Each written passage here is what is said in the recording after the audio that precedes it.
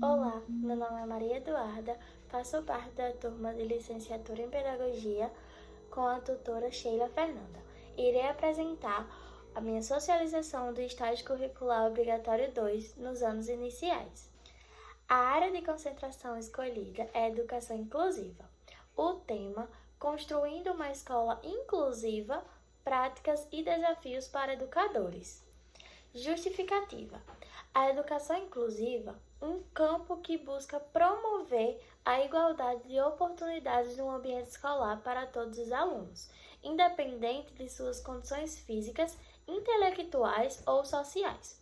O tema central que norteia esta prática é construindo uma escola inclusiva, práticas e desafios para educadores, que aborda a necessidade de desenvolver metodologias e abordagens que respeitem a diversidade e garantam a participação plena de todos os estudantes.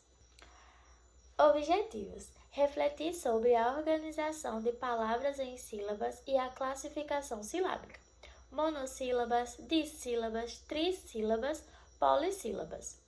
Compreender o conceito de multiplicação como adição repetida e reconhecer a multiplicação como operação matemática, desenvolvendo a habilidade de resolver operações de multiplicação, ampliando a fluência em cálculos simples e identificar a importância de uma alimentação saudável para o desenvolvimento e o bem-estar, identificando os diferentes grupos alimentares e a função de cada um no corpo. Na fundamentação teórica, pesquisei autores de modo a enriquecer a minha pesquisa. Entre eles está Mantua, 2003. A inclusão escolar vai além da mera presença do aluno com deficiência na escola. É um processo que envolve a transformação do ambiente escolar de modo que se tornam mais acessíveis. Não apenas as instalações, mas também o currículo e as relações interpessoais. De acordo com Oliveira, 2016, as práticas pedagógicas inclusivas vão além da simples adaptação de conteúdos e metodologias. Elas envolvem a criação de um ambiente de aprendizagem que respeita a diversidade dos alunos, promovendo a participação ativa de todos.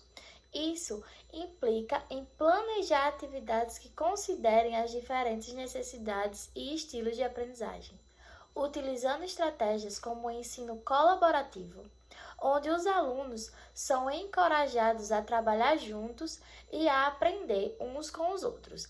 Além disso, é fundamental para os educadores estejam preparados para identificar e utilizar recursos pedagógicos variados, que possam incluir tecnologias assistivas e materiais didáticos adaptados, assegurando que cada aluno tenha acesso ao currículo de forma significativa. Segundo Pereira 2018, a formação de educadores para a inclusão é um dos aspectos mais críticos para a efetividade das práticas inclusivas nas escolas. É fundamental que os professores recebam uma formação continuada, que aborde não apenas as teorias da inclusão, mas também estratégias práticas que possam ser aplicadas em sala de aula. A capacitação deve incluir o desenvolvimento de habilidades para identificar as necessidades específicas de cada aluno e a utilização de recursos adaptados, criando assim um ambiente que favoreça a participação de todos.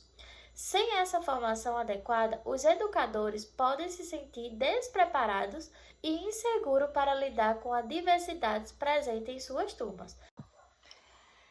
Na metodologia, em minha primeira semana, realizei observações em sala de aula. Essa etapa foi crucial para compreender como os professores implementavam as práticas pedagógicas. Notei que, em muitas aulas, os educadores utilizavam estratégias como o trabalho em grupo. Na fase da minha regência, tive a oportunidade de planejar e executar atividades inclusivas em sala de aula. Com base nas observações e nas discussões durante a entrevista, elaborei um plano de aula que incluía atividades diferenciadas, utilizando recursos visuais e jogos educativos que envolvia todos os alunos. O objetivo era criar um ambiente de aprendizagem que favorecesse a participação e o engajamento, respeitando as habilidades e ritmos de cada um. Essa daqui é uma pesquisa qualitativa com uma forte base bibliográfica, que utiliza uma abordagem descritiva para mapear as práticas e os desafios da educação inclusiva.